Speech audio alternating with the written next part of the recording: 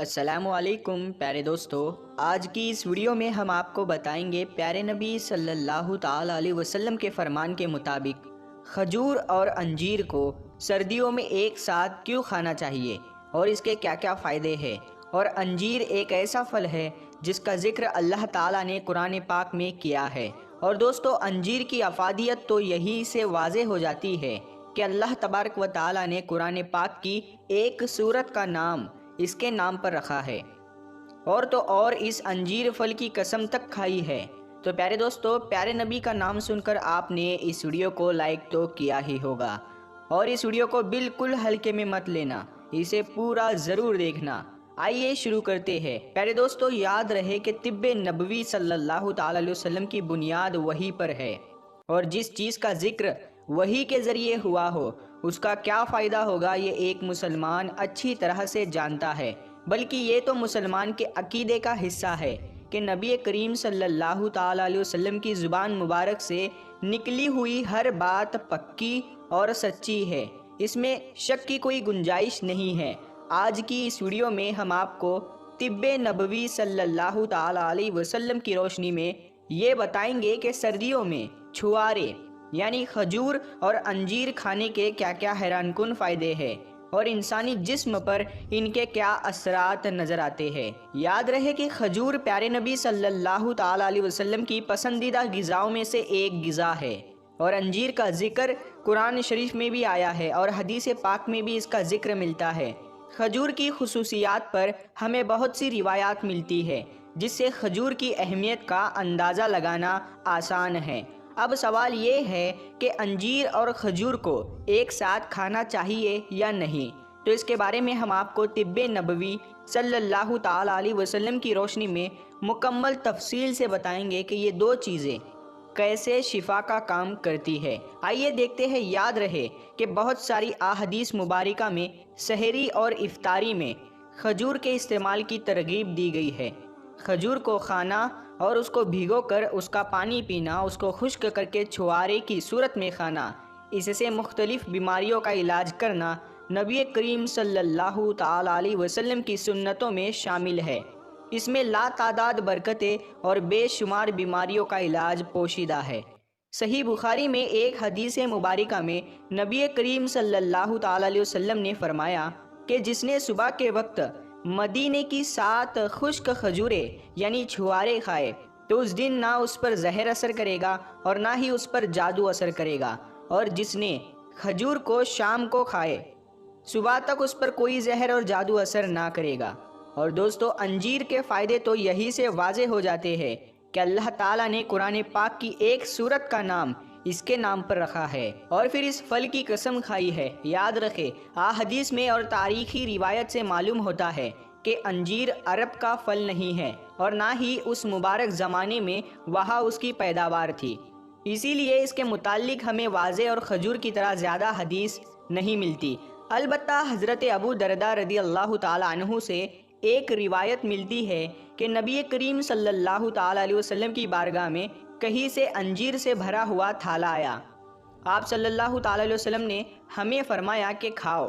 ہم نے اس میں سے کھایا، اور پھر نبی کریم صلی اللہ تعالیٰ علیہ وسلم نے ارشاد فرمایا کہ اگر کوئی کہے کہ کوئی جنت کا پھل زمین پر آ سکتا ہے تو میں کہوں گا کہ وہ یہی پھل ہے، چونکہ یہ بلا شبہ جنت کا میوہ ہے۔ اس میں سے کھاؤ کہ یہ بواسیر ختم کر دیتا ہے اور جوڑوں کے درد میں یہ بہت فائدہ مند ہے۔ اس روایت کو امام ذہبی نے تقریباً انہی الفاظ کے ساتھ بیان کیا ہے۔ دوستو، انجیر وہ پھل ہے کہ جس کا ذکر حضرت آدم علیہ السلام کے علاوہ باقی کئی انبیاء کے ساتھ ملتا ہے۔ انجیر کو کس نبی نے کیسے اور کس مقصد کے لیے استعمال کیا ہے یہ ایک الگ بات ہے۔ البتہ ہم بات کرتے ہیں انجیر اور کھجور کے فائدوں کے بارے میں۔ ان دونوں چیزوں کو ایک ساتھ استعمال کرنا چاہیے یا نہیں، اس بارے میں ہم طب نبوی صلی اللہ تعالیٰ علیہ وسلم کی روشنی میں بات کریں گے، لیکن پہلے آپ کو ان پھلوں سے حاصل ہونے والے فائدے بتاتے ہیں۔ یاد رہے کہ انجیر اور کھجور دونوں میں fibre, copper, magnesium, manganese, vitamin B جیسی چیزیں پائی جاتی ہے۔ ماہرین کے مطابق ان پھلوں کے کچھ ظاہری فائدے ہیں اور کچھ اندرونی فائدے ہیں اور باطنی فائدے ہیں۔ باطنی فائدوں کے بارے میں تو وہ لوگ اچھے سے جانیں گے جن کا تعلق روحانیت سے ہوتا ہے۔ انجیر اور کھجور کے ظاہری فائدے اور خصوصیات سے آپ کو آگاہ کرتے ہیں۔ ماہرین طب کے مطابق یہ دونوں پھل معدے اور آنتوں کو نرم رکھتے ہیں، سڑے ہوئے بدبودار مادے کو پسینے کے راستے بدن سے باہر پھینکنے میں مدد کرتے ہیں۔ یہ دونوں پھلوں کی تاثیر گرم ہے اور دونوں پھل بلغم کو پتلا کرتے ہیں، بدن کو موٹا کرتے ہیں اور بلاکیج کھول دیتے ہیں۔ اسی لیے کہا جاتا ہے کہ یہ دونوں پھل کمزور لوگوں کے لیے خاص نعمت ہے۔ جسم کو تندرست بنانے کے ساتھ ساتھ چہرے کو بھی سرخ اور سفید بناتے ہیں، گردے اور مثانے کی صفائی کرتے ہیں اور پتھریلے مادوں کے اخراج میں مدد کرتے ہیں۔ ماہرین کا کہنا ہے کہ انجیر اور کھجور پیٹ میں قبض ہونے نہیں دیتے۔ کہتے ہیں کہ یہ پھل ذہن کو نرم کرتا ہے اور ان کو کھانے سے نہ صرف جسمانی بلکہ ذہنی تھکان بھی دور ہو جاتی ہے۔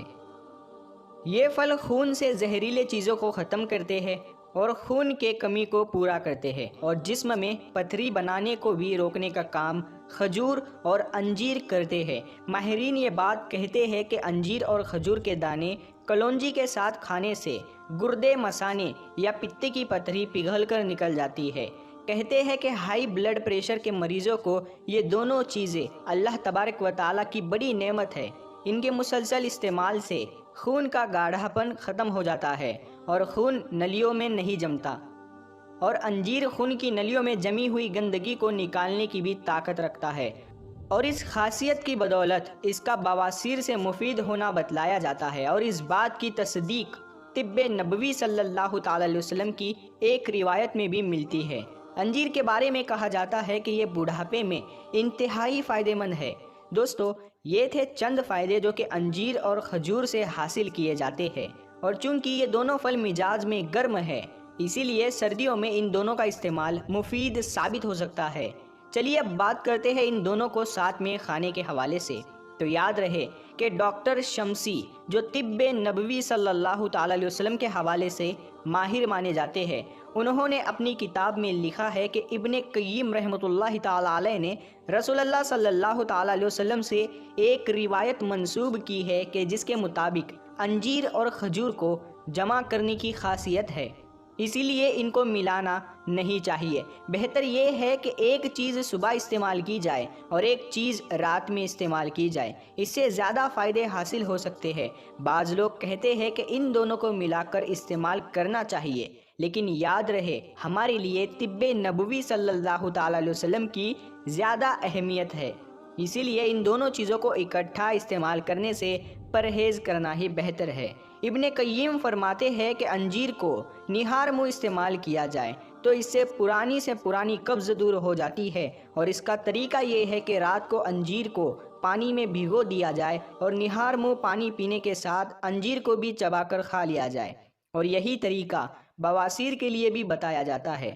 پیارے دوستو، بے شک اللہ تعالیٰ کتنا رحیم ہے، کتنا کریم ہے۔ پیارے دوستو، اگر آپ کو یہ ویڈیو پسند آئی ہے تو ہر بار کی طرح اس ویڈیو کو لائک کریں، اپنے دوستوں میں شیئر ضرور کریں۔ ہم ملتے ہیں پھر ایک نئی ویڈیو کے ساتھ، تب تک کے لیے السلام علیکم، اللہ حافظ۔